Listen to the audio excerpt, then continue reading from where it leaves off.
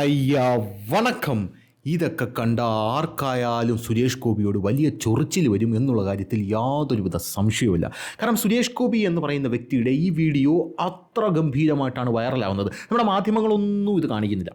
മാധ്യമങ്ങൾ ഇതല്ല കാണിക്കുന്നത്. മാധ്യമങ്ങൾ കാണിക്കുന്നത് ഞാൻ കുളിച്ചില്ല, അതുകൊണ്ട് തന്നെ അമ്പലത്തിൽ ഞാൻ കയറില്ല എന്ന് പറയുമ്പോൾ ഇവിടുത്തെ സുഡാപ്പി ചാനലുകളും മറ്റ് മാധ്യമങ്ങളൊക്കെ എടുത്ത് കണ്ടോ, കുളിക്കാതെ സുരേഷ് ഗോപി അമ്പലത്തിൽ കയറില്ലെന്ന്, ഹോ ശുദ്ധി ജാതി എന്നൊക്കെ പറഞ്ഞ് മാധ്യമങ്ങളങ്ങ് മുമ്പിലേക്ക് വരും. ഇതൊക്കെ പറഞ്ഞുകൊണ്ടാണ് നമ്മളെ മാധ്യമങ്ങൾ വരുന്നത്. ഒരു മനുഷ്യൻ ഭക്ഷണം കഴിക്കാനിരിക്കുമ്പോൾ ഒരു പപ്പടം കൊണ്ട് അവിടെ വയ്ക്കുകയാണ്. ആ പപ്പടം സുരേഷ് ഗോപി എടുത്തിട്ടൊന്ന് പൊടിക്കും. ഒന്ന് പൊടിച്ചിട്ട് ഒരു ഭാഗം അവിടെ വെച്ചിട്ട് അടുത്ത ഭാഗം എടുത്ത് മുണുങ്ങും. അങ്ങനെ മുണുങ്ങുമ്പോൾ ഇവിടെയുള്ള മാധ്യമങ്ങൾ പറയുന്നത് അയാൾ കൈകൊണ്ട് തൊട്ടത് കൊണ്ടാണ് ഈ പപ്പടം പൊടിച്ചിട്ട് ആ ഭാഗം സുരേഷ് ഗോപി അപ്പുറത്ത് വെച്ചതെന്ന്. സുരേഷ് ഗോപി ഒരു ഡ്രസ്സ് ഇട്ട് കൊണ്ടുവന്നാൽ അതിൽ സുരേഷ് ഗോപിയുടെ സമ്പൂർണ്ണമായിട്ടുള്ള കഥാപാത്രങ്ങൾ ഒരുപാട് ആലേഖനം ചെയ്തിട്ടുണ്ട്. അങ്ങനെ ആലേഖനം ചെയ്തിരിക്കുന്ന ഡ്രസ്സ് ഇട്ട് കൊണ്ടുവന്നാൽ അല്പത്തരം എന്ന് പറയും. യഥാർത്ഥത്തിൽ സുരേഷ് ഗോപിയുടെ ഒരു ഫാൻ ഒരു വേണ്ടുതൽ എന്നതുപോലെ കൊടുത്തതാണ്. അതായത് സാർ ഇത് എനിക്കൊന്ന് ഇട്ട് കാണണം എന്ന് പറഞ്ഞ് കൊടുത്തതാണ്. അതാണ് പുള്ളിക്കാരൻ ഇട്ടുകൊണ്ട് വരുന്നത്. എൻ്റെ അഭിപ്രായത്തിൽ സുരേഷ് ഗോപി യവറ്റകളെ ഒന്ന് 7 അയലത്ത് അടുപ്പിക്കരുത് എന്ന് മാത്രമേ എനിക്ക് പറയാനുള്ളൂ. പ്രധാനമായിട്ട് ഈ റീൽ എടുക്കാൻ വരുന്ന മൊണ്ണകളെ, ഈ മുതുകെണ്ടകളെയൊക്കെ അടുപ്പിക്കാതിരുന്നാൽ തന്നെ പകുതി ശല്യം കുറഞ്ഞു കിട്ടും എന്ന് മാത്രമേ എനിക്ക് പറയാനുള്ളൂ. പിന്നെ സുഡാപ്പികളുടെ വിമർശനം അവന്മാർ വിമർശിച്ചു കൊണ്ടേയിരിക്കും. കാരണം സുരേഷ് ഗോപി കേരളത്തിലെ CM ആവാൻ കപ്പാസിറ്റി ഉള്ളൊരു വ്യക്തിയാണ്. അങ്ങനെയൊക്കെ ആയി കഴിഞ്ഞാൽ ഇവന്മാരുടെ ആപ്പീസ് പൂട്ടിപ്പോകും എന്നുള്ളത് വേറൊരു കാര്യം. അതുകൊണ്ട് ഇവന്മാർ നിരന്തരം വിമർശിച്ചു കൊണ്ടേയിരിക്കും. സുരേഷ് ഗോപിയെ നോക്കി ആദ്യം പറഞ്ഞത് സുരേഷ് ഗോപി BJPയിൽ പോയിട്ട് യാതൊരുവിധ പ്രയോജനമില്ല എന്ന് പറഞ്ഞത്. MP ആയപ്പം സുരേഷ് ഗോപിയെ നോക്കി എന്ത് പറഞ്ഞു?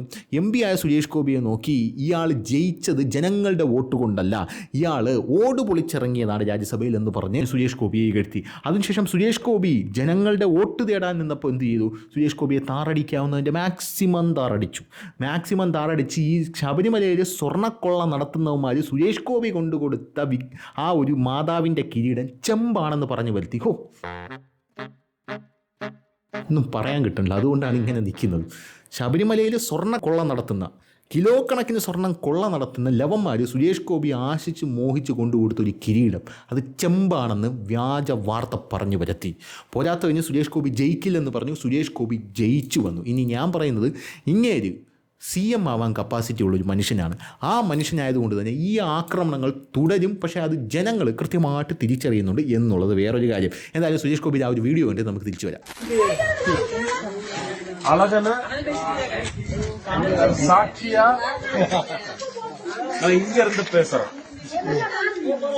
18 வீடுக்கு ஒரு மாடல் வந்து பூரா கேரளாவுக்கு அசிங்கப்படுறதுக்கு இல்ல, அவங்களுக்கு இப்படி யாராலையும் பண்ண முடியும். அரசியல்வாதிகளை தலகுனிய வைக்கிறதுக்கு 18 வீட்டுக்கு ஒரு திட்டம் போட்டு அவர் கொடுக்கணும். இது எலெக்ஷனுக்காக சொல்லல. எலெக்ஷன் வந்து நீங்க முடிவு என்ன எடுத்தாலும் ஓகே, அது உங்க முடிவு தான். ஆனா உங்களுக்கு வாழ்க்கையில அது வந்து பயன்படுற மாதிரி நீங்க ஒரு முடிவுக்கு வரணும். அது 2வது விஷயம். முதல் விஷயம் இங்க இருந்து சொல்றேன், 18 வீட்டுக்கு ஒரு திட்டம் போட்டு கொடுத்தா நான் மோடி ஐயா கிட்ட, அமித்ஷா ஐயா கிட்ட, மனோகர்லால் கட்டர் அவங்க கிட்ட, சிவராஜ் சிங் சௌஹான் அவங்க கிட்ட, நான் உருப்படியா சொல்ற பேர்கள் எல்லாம் வந்து இந்த திட்டத்துக்கு யார் யார் வந்து நமக்கு ஒரு பெரிய என்ன வாய்ப்பு கொடுக்கணுமோ அவங்க பேர் மட்டும்தான் நான் சொல்லியிருக்கேன். நிர்மலா சீதாராமன் அவங்க கிட்ட பேசி ஒரு திட்டம் போட்டு ஒரு மாடலா பண்ணி கொடுத்து கேரளாவில் இருக்கிற எல்லா அரசியல்வாதிகளையும் தலகுனிய வைக்கிறதுக்கு, அசிங்கப்படுத்துறதுக்கு இல்ல, தலகுனிய வைக்கணும். இது யாராலையும் பண்ண முடியுங்கிற ஒரு பாடம் கத்துக் கொடுக்கறதுக்காக இந்த 18 வீடுக்கு ஒரு மாடல் வரும். அதுக்கு ஒரு திட்டம் போட்டு ஒரு மாஸ்டர் பிளான் கொடுக்கணும். அதுக்கு போய் சேர வேண்டிய ஃபண்ட், அது 1 கோடியா இருந்தாலும் 2 கோடியா இருந்தாலும் 5 கோடியா இருந்தாலும், அதுல வந்து நான் நாளைக்கு சனிக்கிழமை, திங்கக்கிழமை,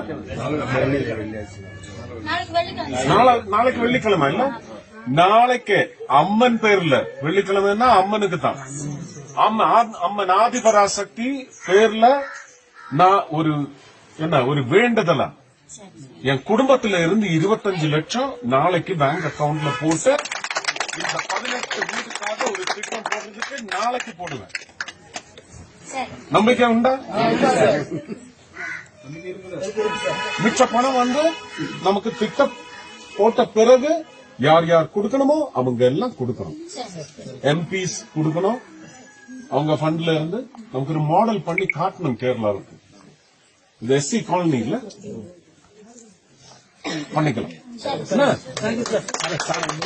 സുരേഷ് ഗോപി അപ്പോൾ 18 വീട് വെച്ച് കൊടുക്കാനായിട്ട് 25 ലക്ഷം രൂപ. പക്ഷേ സുരേഷ് ഗോപി ഇവിടെ കൃത്യമായിട്ട് പറയുന്ന ഒരു കാര്യമുണ്ട്, അതിൻ്റെ പ്ലാന് എനിക്ക് തരണം, നിങ്ങളതെനിക്ക് തരണം എന്നാണ് സുരേഷ് ഗോപി പറയുന്നത്. അത് എനിക്കിങ്ങോട്ട് തരണം. പുള്ളി കാര്യങ്ങൾ പറയുമ്പോഴെല്ലാം പുള്ളി മനസ്സിൽ നിന്നും അതങ്ങ് എടുത്തങ്ങ് പറയുന്നത് പോലെയാണ് പുള്ളിക്കാരൻ കാര്യങ്ങൾ പറയുന്നത്. അതായത് എനിക്കിത് ചെയ്യണം, ഞാനിത് ചെയ്യും. അതിൽ പുള്ളി ഒരു സ്വാർത്ഥ താല്പര്യം അതിനകത്ത് കാണുന്നില്ല. അപ്പുറത്ത് നിൽക്കുന്ന ആൾക്ക് ഒരു വീട് കിട്ടണം, അവർക്കൊരു ഉന്നമനം വേണം എന്നുള്ള സെറ്റപ്പാണ് നമുക്കതിനകത്ത് കാണാനായിട്ട് സാധിക്കുന്നത്. പക്ഷേ ഇവിടുത്തെ മാധ്യമങ്ങൾ പറയുന്നത് എന്താണെന്നറിയാമോ? മാധ്യമങ്ങൾ പറയുന്നത് സുരേഷ് ഗോപി ഒരു പവർ കട്ട് പുഞ്ചിരിയൊക്കെ ഇങ്ങനെ മുഖത്ത് ഇങ്ങനെ വച്ച് പിടിപ്പിച്ച് ഫിറ്റ് ചെയ്ത് പിടിപ്പിച്ച് സുരേഷ് ഗോപി ജനങ്ങളുടെ മുമ്പിൽ ചെന്നിട്ട് ചെയ്യാൻ പറ്റാത്ത കാര്യങ്ങളാണെങ്കിലും ചെയ്യാം എന്ന് പറഞ്ഞ് സാധനങ്ങളൊക്കെ മേടിച്ച് വയ്ക്കണം എന്നാണ് പറയുന്നത്. യഥാർത്ഥത്തിൽ മാധ്യമങ്ങൾ പറയുന്നത് അതിനകത്തൊരു വലിയൊരു അപകടമുണ്ട്. കാരണം സുരേഷ് ഗോപി ഈ നിവേദനം വാങ്ങിച്ചു കഴിഞ്ഞാൽ മാധ്യമങ്ങൾ ഇത് ഫോളോ അപ്പ് ചെയ്യും. ഉറപ്പായിട്ട് ഇവിടെയുള്ള മാധ്യമങ്ങൾ ഇത് ഫോളോ അപ്പ് ചെയ്യും. മാധ്യമങ്ങൾ ഇത് ഫോളോ അപ്പ് ചെയ്തിട്ട് എന്താണ്, ഇത് ചെയ്തു കൊടുത്തില്ല സുരേഷ് ഗോപി എന്ന് പറഞ്ഞു പരത്തും. അത് വലിയൊരു നെഗ്ലിജൻസ് ആയിട്ട് പിന്നീട് മാറും. ഇത് മേടിച്ചില്ലെങ്കിൽ മേടിച്ചില്ല, സുരേഷ് ഗോപി മേടിച്ചില്ല, സവർണ്ണ മാടമ്പി എന്നിവന്മാർ പറഞ്ഞുകൊണ്ട് കിടക്കുള്ളൂ. ഇവന്മാർക്ക് അതിൽ കൂടുതലൊന്നും പറയാനില്ല. സുരേഷ് ഗോപിയുടെ കരിയറിൽ ഒരു കരിനിഴൽ വീഴ്ത്താൻ കഴിയില്ല. മറിച്ച് ഇത് മേടിച്ചു കഴിഞ്ഞാൽ ഇവിടെയുള്ള മാധ്യമങ്ങൾ ഉറപ്പായിട്ടും ഇത് ഫോളോ ചെയ്യും.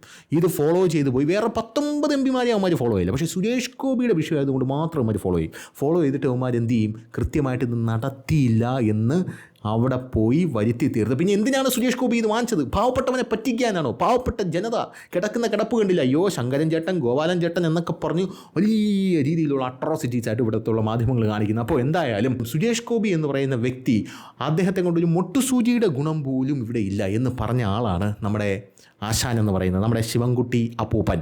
ആ അപ്പൂപ്പനെ കൊണ്ട് ഇവിടെയുള്ള ഉപയോഗം എന്താണെന്ന് നാട്ടുകാരോട് ചോദിച്ചാൽ പറഞ്ഞു. കഴിഞ്ഞ ദിവസം ഒരു മാധ്യമപ്രവർത്തകർ നിന്ന് പറയണ കേട്ടടേ, പിണറായി വിജയൻ മന്ത്രിസഭയിലെ ഏറ്റവും മികച്ച മന്ത്രിയാണ് ശിവൻകുട്ടി.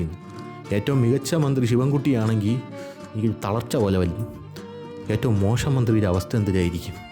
അപ്പോൾ ശരി.